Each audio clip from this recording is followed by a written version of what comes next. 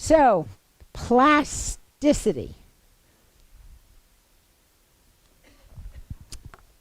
And I found this Fables and Fairy Tales because it just fit perfectly. So, once upon a time, and this once upon a time, by the way, is somewhere between 15 and 20 years ago. So I always, when I go in to talk to the medical students, I say, you know, if I was teaching, when I taught this class 20 years ago, I told the students that you're born with all the neurons you are ever going to have in your life. And every time you have another cup of coffee, you kill a few more, and you have alcohol and you kill a few more, and then, you know, there's nothing you can do about it. And most probably everybody in this room thought the same way I did. But now this is 2016, I have to think a minute, and we know now that in certain brain regions, we can grow new neurons. And it is an amazing thing. And it was highly controversial. There are some people think it may be controversial, but in certain brain regions it is, but in other brain regions it is not. So we thought that all the neurons we ever made were at birth. We thought that the connections that we formed between neurons, that they were formed at a certain point in time. They were fixed throughout our life. We know that that is no longer true, and that if you damage a region in the brain, you can't make any new connections with other areas. And we know now that is not true. So our brain reorganizes itself throughout our lifespan. Totally. We're always reorganizing. Learn to read upside down, you're rearranging neuron domains. So how many of you, this was interesting what Julie talked about before, how many of you take the same route to work every day? How many of you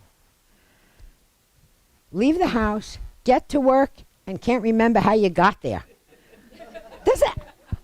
It is the most amazing thing, because you're on automatic pilot. You're not using your brain. You're just following this pathway, and then you go, holy mackerel, I can't even remember the last 10 minutes of getting to work. It's a very, very strange phenomenon. So we do reorganize, which is the healthiest thing you can do is change how you go to work. I mean, you really need to try to change it up. You can't year after year go the same way, because it's not a good thing, okay? We know now neurons can make new connections.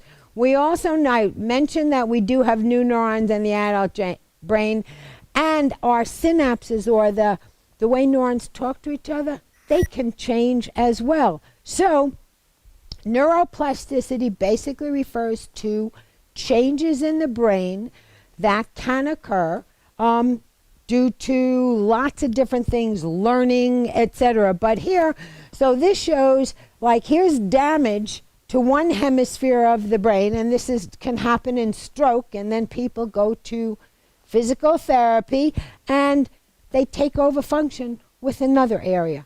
That before this damage to here, this part didn't control that. So that's some people you would never know they even had a stroke.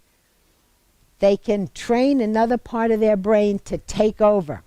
So, neuroplasticity is a good phenomena, but how good your brain can adapt depends upon lots of things.